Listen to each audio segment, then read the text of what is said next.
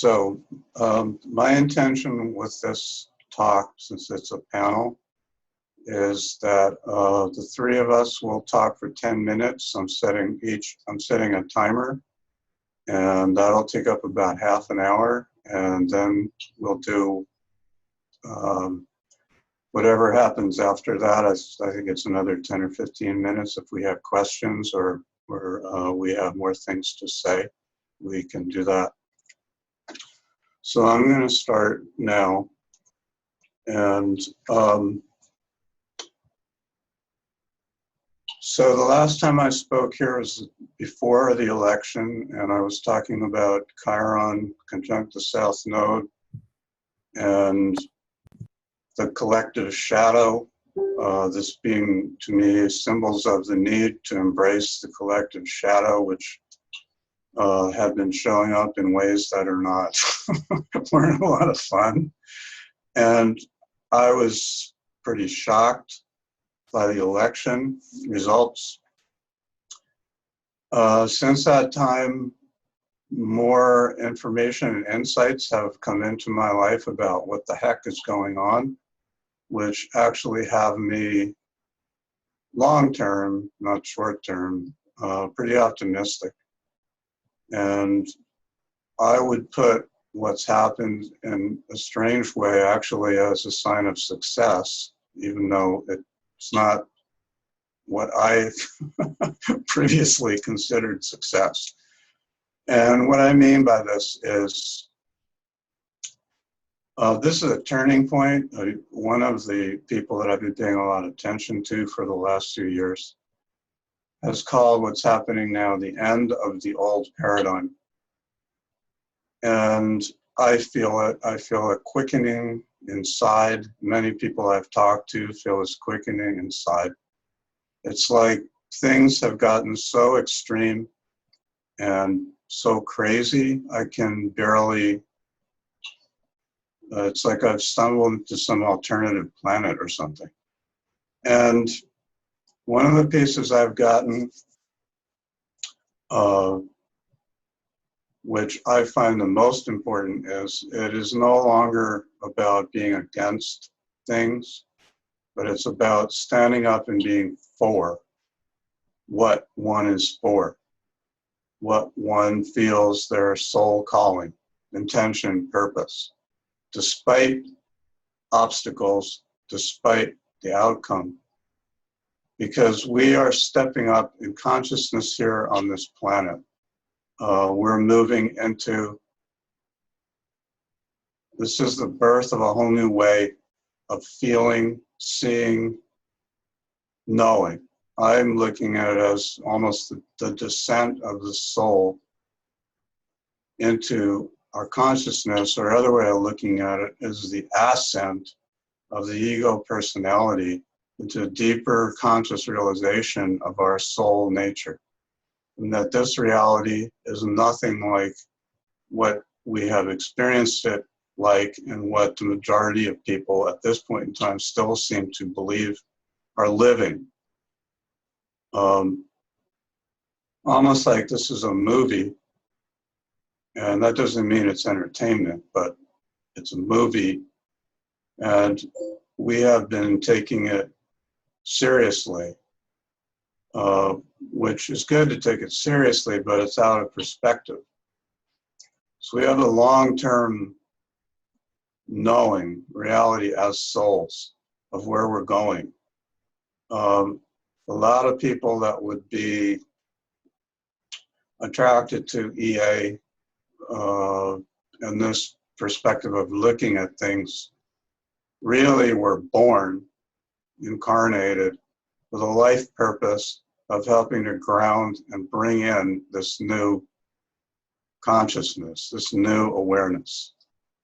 And I actually have been feeling recently like all my life I've been waiting for some time, on some level, been waiting for some time to appear, where of a difficult time that was part of why I came here. And the growing feeling in me is that's now. That's now. You know, there's small signs. Out here where I live, Standing Rock is a big thing. And I wasn't initially drawn to that, but I've gone to a few events and it's kind of awakened inside of me because I see more deeply what it is. I just saw, there was an article, I don't know if you know about this, but over 2,000 veterans of the US military volunteered to come to Standing Rock and stand in between the authorities and the native people and the protectors. And there was a ceremony the other day, I have photos of this from an article, where these are US military people. One of them is the son, General Wesley Clark, who ran for president not that many years ago. His son is one of the leaders of this veterans movement. A bunch of white American veterans on their knees in front of native elders, apologizing for the behavior of the white people for the past number of 100 years. And I was profoundly touched by this. And it got me thinking of other things, because where we're going on this planet, the day has got to come where the males on this planet are down on their knees to the females, to the feminine, for what has occurred on this planet. Where the white people in the South are down on their knees to the black people in the South for what has occurred on this planet. Because we are souls, we are brethren, we are all in this together, we are one expression, and we have gotten very far away from that. And as I was talking about a couple of months ago, on my personal path, you know, it's been the realization of self-love, self-acceptance, owning of shadow, loving parts of self that don't seem lovable because of the beliefs and values that have been ingested down through time.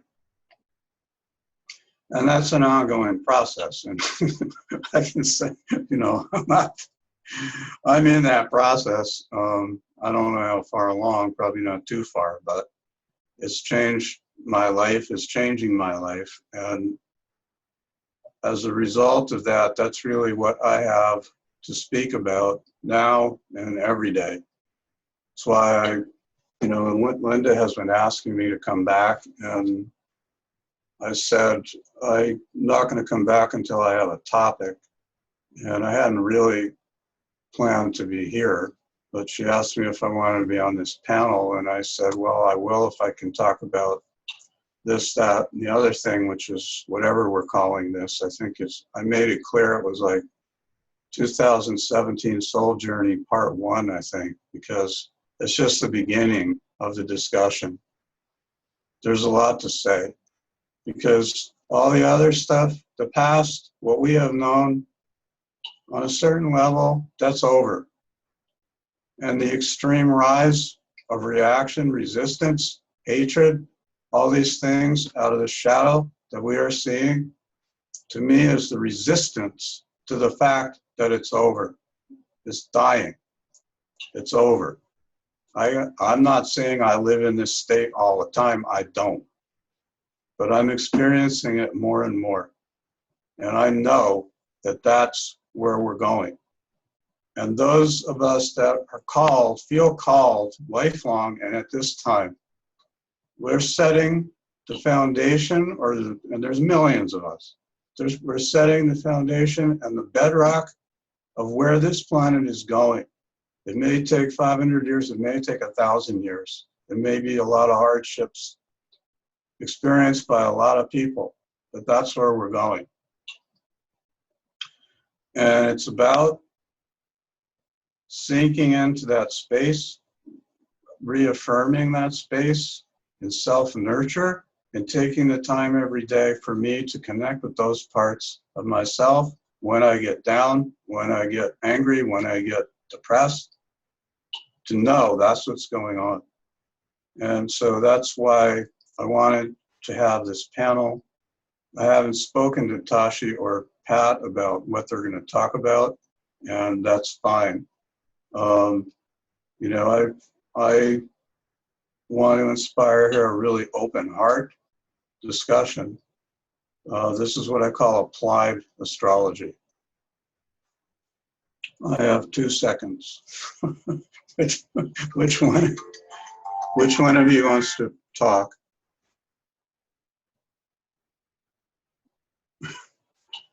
Go for it. Well, thank you, Steve. Can you hear me?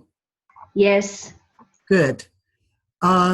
Steve, I wholly concur with everything you're saying. I put together some thoughts. I've been working on several articles, actually 3 of them at the same time. One of them I was working intensely on this morning is about the recurring cycles of time, karmic cycles that I noticed that were converging. I noticed this around 2000, so I could say I was a little bit predictive because some of them have come to pass. As we know, history repeats itself and karma repeats itself. In fact, they may be one and the same to a certain degree. The first cycle of time that I noticed back in 2000 that was circling around or circling back was the Crusades, and that became apparent with September 11th. The next cycle of time that I noticed recurring was the fall of the Roman Empire. And, you know, we may be in it right now with the U.S. as a kind of grandchild or child of the Holy Roman Empire and Western imperialism and colonialism. The next cycle of time I noticed at that time was the rise of the populist movement that came out of the Gilded Age in the 20s.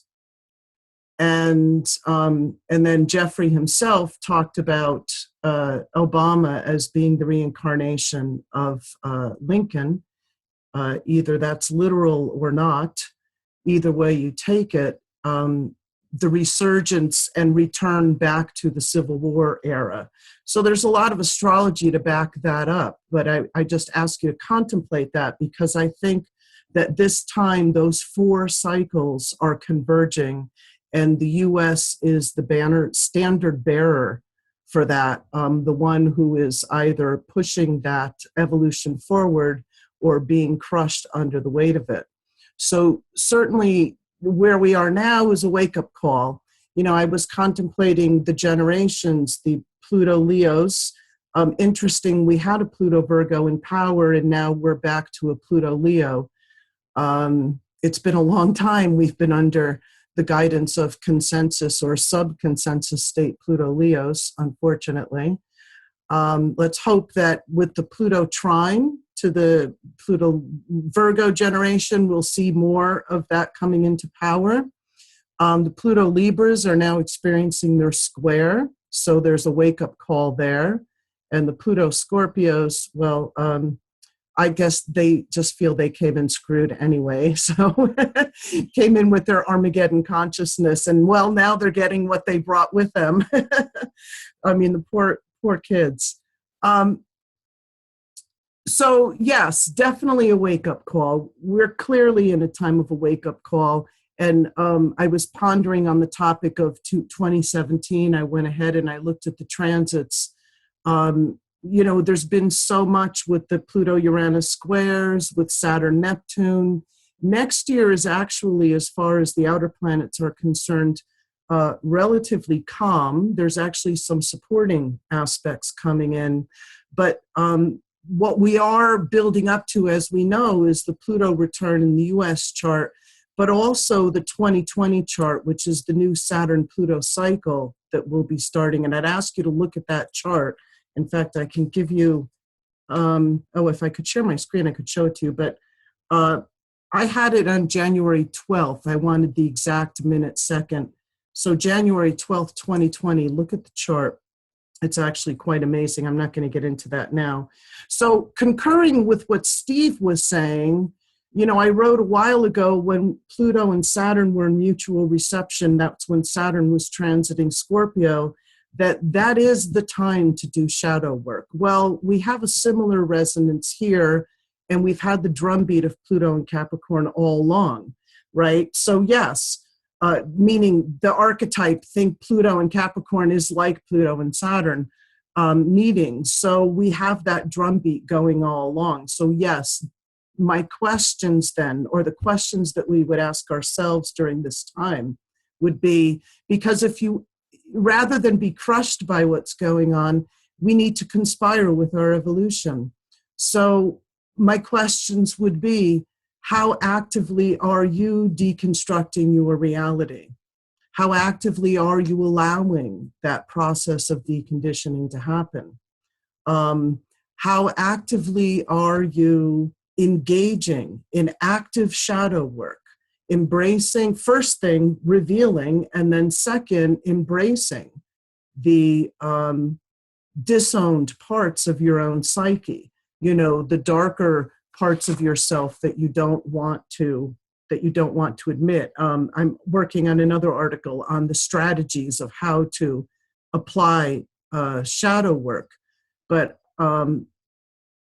you know, basically, you know, Trump evoked it himself when he said, drain the swamp. Now, I mean, if he was a person of consciousness, he might be sitting up at night on his toilet bowl instead of tweeting, thinking, how am I part of the swamp?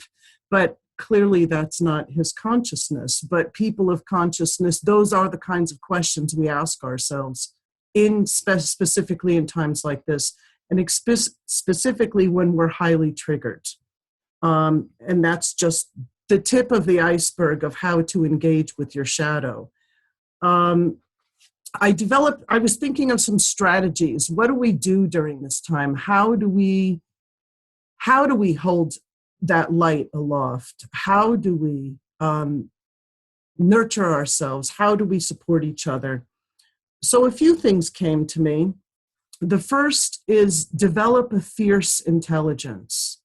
And I want you to feel the energy of that. What is a fierce intelligence? To me, it's the ability to look at all the sides of an issue and to cultivate broad-mindedness, to cultivate objectivity, and also a devotion to fact. As we can see, that's clearly something that needs to happen. During this time, a strategy I think that's also important is the courage to speak your mind. But I also want to add to that the courage to speak your mind with inclusiveness in mind. Granted, right now we're all really triggered and things are really hot and the polarities are really hot and the uncertainty is really hot. You know, we're in a lot of mutable energy right now.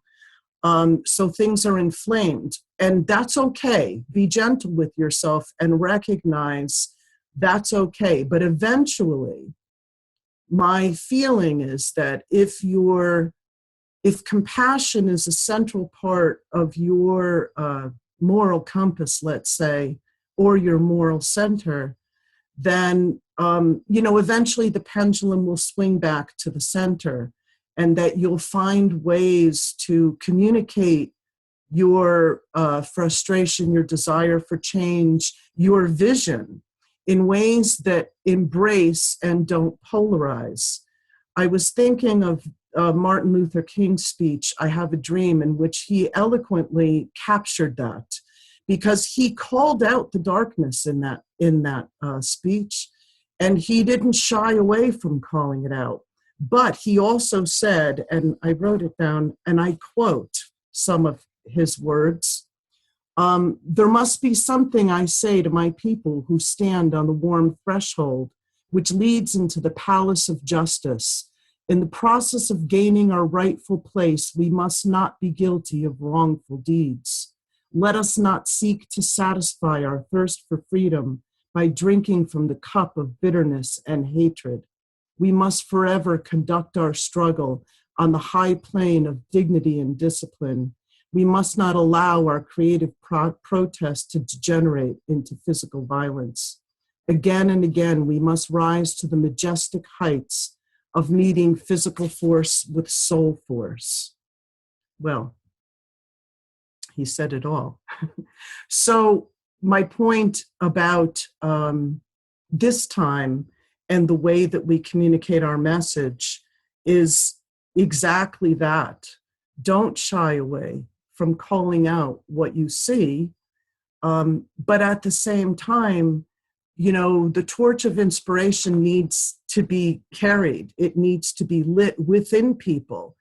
I'm a Sagittarius. I'm a sun and Mercury in Sag. So, you know, to me, and I'm speaking from my, you know, my, whatever my construct is, my consciousness construct. But I feel that inspiration is a part of what it is we're being called to spread. Because, you know, without hope, new things can't be built. And we all know we're being deconstructed. And when you're deconstructing yourself, you know, that's a difficult process. To a certain degree, another strategy I would say is to keep your eye on the big picture. Again, I'm sad speaking to you. The big picture is going to look different for each of us, and so it should. You know, truth looks different to each of us. I mean, if you look to somebody, to me, you know, the U.S. going through its Pluto return is in a process of soul making. It is the initiation of the soul of this nation, which has not yet been revealed. There's glimmers of it in the ideology of this nation, but they have yet to manifest. So the raising and clearing that we're seeing happening, as Steve said, he's hopeful that, you know, this may be clearing the way for that deeper, more genuine expression.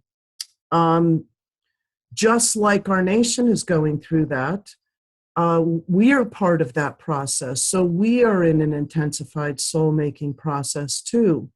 So, like I said, keep your eye on the big picture. Don't look to other people to think that they know what the big picture is. That is not soul-making. Soul-making is you tuning in to your deepest intuitions and to the whisper at the core of your soul that then becomes your guiding voice. That is what soul-making is. So yes, let's draw each other tighter. In fact, the quote that comes to me that I share at my regression workshops is from Schumann, a German composer, who said, every age has a secret society of congenial spirits. Draw the circle tighter, those of you who belong to each other, so that the truth may shine ever more clearly, spreading joy and blessings everywhere. I keep in mind that the transiting nodal axis will be changing next year. So when we talk about 2017, to me, moving from the Pisces Virgo axis, where we've really had to hone our discernment, and that's still an ongoing process, what is real, what's not real, and also preparation for the shift to the Aquarius Leo axis. So I just want to leave you with some thoughts about, you know, we may, with this Virgo Pisces time, it may feel like you're a bit adrift. You may feel like you're dissolving, that things are dissolving. I mean, we're in the Saturn-Neptune squares also. But I think that by finding your reflection within your tribe and your community is the way to point to the upcoming transiting axis where Leo becomes the north node. So yes, you need to draw close to your tribe and find what it is that your soul is whispering for you to bring forward through the reflection of those like-minded others, not by their dictates, of course, but by how you see yourself in their eyes. That's it. Thank you very much, Patricia. Yeah. Tashi, unmute yourself. All right. Hello, everyone. Thank you, both of you. You said what's in my heart. So I think rather than repeat your eloquent statements, because I'm certainly on the exact same page, I will continue on, Patricia, with what you were talking about. When I'm looking for practical solutions to give people to work with themselves and to work on how we as individuals can transform ourselves and therefore, like the 100th monkeys, ripple through into the collective and make shifts, I look at all the different tools in the toolbox, and the eclipses are one of the first things that I look at for the overview of the year. So yes, the nodes are going into Leo and Aquarius, and all the eclipses will be in Leo and Aquarius. So I spent the morning, and thank you so much, Linda, for doing this for everyone. I bent over backwards and changed my life upside down today to be here, because this is my way of committing to a collective, to a group of astrologers, young and old, and all of us, where I feel like we need a voice. And I hope as this Leo Aquarius comes about, our community will get stronger and we can help teach the young and keep each other on high ground, as Steve and Patricia are certainly doing, and I hope to as well. So the last eclipse that would affect our election was at 24 Virgo. And so I'm looking at the inauguration chart, and Mars will be there. So when anything ever affects, is transiting where an eclipse was before the next eclipse, many of you probably know that that day can often bring a very radical event. And 9/11 had Mars transiting a very sensitive point. It was transiting 00 Capricorn. And the other way that I'm informed about what's maybe ahead for all of us, because I do believe we co-create it, is what's going on in my world. And before 9/11, I saw a lot of people fighting, and I was teaching the masterclass in Los Angeles that Mary March left to me and to Angel, and everybody was fighting, even in that class. And I said, there's war coming if we don't calm down. And the whole class was fighting, you're a doomsday machine, you know? And I was like, whoa, I'm like the eternal optimist. A Venus-Jupiter conjunction, that's hard to get me to see the shadow, but I could see it. And this time, as Donald was going forward, and I'm Canadian, so I don't feel so much in the, I don't know, I feel differently about American politics because of that, I believe. But anyway, I saw people with Mercury-Pluto problems coming to me, and they were actually very unethical and dishonest. And the US has a Mercury-Pluto opposition. So I feel like one of the things each of us is going to have to work on is what you call fierce intelligence, Patricia. This absolute raising of our Mercury-Pluto, the capacity to speak honestly, to walk our talk, say what you mean what you say, try not to say it too meanly, but really have integrity with what your mind is processing. Perhaps turn your shadow Pluto lack of dignity into dignity. And I find, you know, I'm no saint. I have negative thoughts about situations and people. I try very hard not to judge things, and I think I'm decent at that. But I believe this Mercury-Pluto business is going to really be one of the things for each of us to work on. And of course, that will culminate in January of 2021, the Sun will conjunct Pluto at 24 Capricorn, and that will be opposite the USA's Mercury, all right? So there's a lot of things that you can all look up. In February of 2022, Pluto will conjunct Pluto. In July of 2022, Pluto will conjunct Pluto. And between July and December of 2022, Pluto will be going between 26 and 27 degrees. It's stationary. So that's going to be a very intense period, and we have a lot of time to work towards that. And I think between now and then, if we can work on whatever the shadow of our own Mercury-Pluto is, or whatever phase you have in your own chart, if it's a good phase or an easy phase, then do something to help others. If it's a challenging one, then get help with your mind. Whatever phase you have it in, make a difference with it. Become a 100th monkey, as we all are saying. And then so the other eclipses then that will start our next cycle, and I believe eclipses close a door and open another door. And so if you can look at those in your chart and see and in the chart of the US and maybe the inauguration chart and certainly the president's chart, you'll be able to look into it and see, I am anyway, how the collective is moving, what is going on. So the first one is on the 10th of February, 2017 at 22 Leo, 22 Aquarius, because it's the full moon one. And it is affecting the inauguration chart. It's right on the part of fortune of the inauguration chart in the 10th house. So maybe the country won't be feeling as badly as it certainly feels right now. Who knows? I don't really know how to interpret an eclipse on the part of fortune, because what if they don't do it at noon and the part of fortune changes? So I'm not really going to get into that. The next one is the 26th of February at 8 Pisces. So wherever you have 8 Pisces in your chart, that might be a open and closing for you. And in the charts of the US chart, and of course I use the EA chart of Gemini rising. The Sibley chart for younger astrologers is, I don't know if everybody knows this, but it is the solstice chart before the election. It's the winter solstice angles, and then the US chart's put in it. That's from Judy Johns, who was one of the best political astrologers. So I'm not sure why we use that, or I saw it being used earlier. 8 Pisces is where Ceres is in the US natal chart. So there's an eclipse on Ceres in the 10th house, all right? Maybe that showed the woman, Hillary, because eclipses happen beforehand.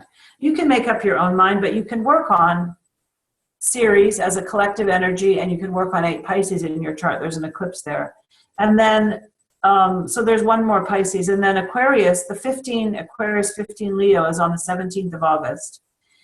And you can look that up. The next one, on the 21st of August, is at 28 Leo, almost towards 29, which is Trump's ascendant. That's a pretty big deal to have an eclipse on the president's ascendant. So the aspect of the narcissism that we see at that privileged 29 Leo, Regulus is there. I can imagine that if we could start now working on our own inner Regulus, we could maybe, and also those of us who work with others, just do the 100th monkey work and maybe get everybody to get their narcissism and their Regulus under control and help those who can't get it under control so much. I mean, it's sometimes very confrontational to go after Regulus. And, you know, good luck to all of us. We haven't done it very well so far, as I am seeing. But I'm with you, Steve. I'm very optimistic.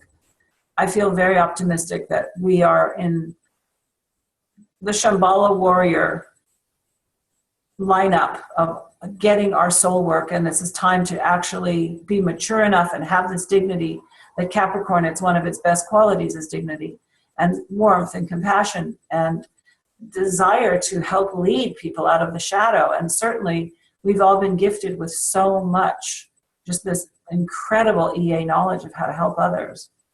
And then the last one is at 11 Leo.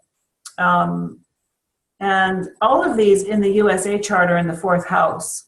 So wanting to fix our own home, our own country, our own tribe in this 4th house is certainly indicated by these 4 Leo eclipses in the 4th house.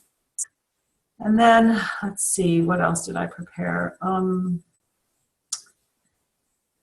There's a few more dates. Saturn is going to get to this opposition to Mercury before Pluto gets there. And so in 2018, Pluto will be opposing Mercury, it looks like. I wrote at 20. It enters the decan. For those of you who are sensitive, there's 0 to 10, 10 to 20, and 20 to 30. So when Pluto enters 20 degrees in 2018, I believe it's going to start to activate the Mercury-Pluto much more intensely or severely than it is now.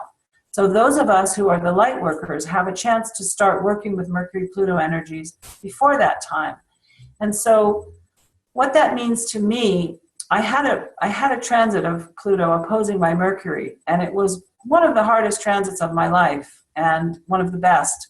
As we all know, happy Pluto, when it's over, you go, oh my God, I lived through it and I learned so much. I think all of us collectively will also be able to say that what, 2035? I don't know quite when it'll be, but what I learned was there is something, I call it the mind stream. And I'm sure most of you on this panel know, you're very telepathic with Mercury, Pluto. The phone rings, you know who it is, someone's thinking about you, you see them. For me, I do a lot of Buddhist practice, and in that Buddhist practice, we do something called taking and sending. And with Mercury, with Pluto opposing my Mercury, I had a much stronger sense of how taking and sending actually works. That we are so interdependent that our molecules can actually go out of ourselves into others and help heal things.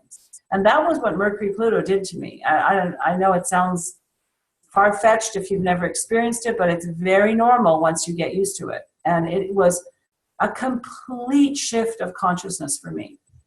And I've always been a little woo-woo, you know, I've always had very permeable membranes with dimensionality, we'll say that nicely. So, but that Mercury Pluto was very difficult because I had to clean up my own mind. I really had to clean it up, and I had to get the kind of indulgence in any sort of negative judgment gone. I had to clean out my emotional body.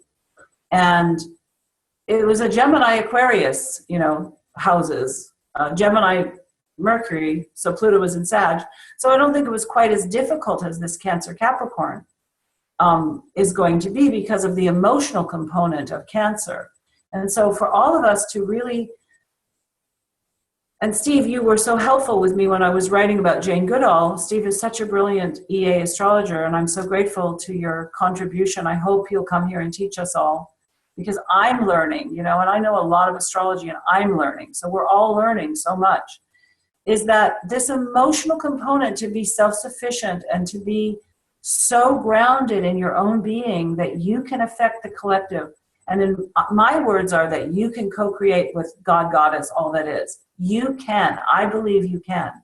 And I think you have to attach yourself so deeply inside to your daemon soul, to the part of you that knows that you're part of the co-creation. And in my case, I'm so fortunate. I occasionally see fairies and angels.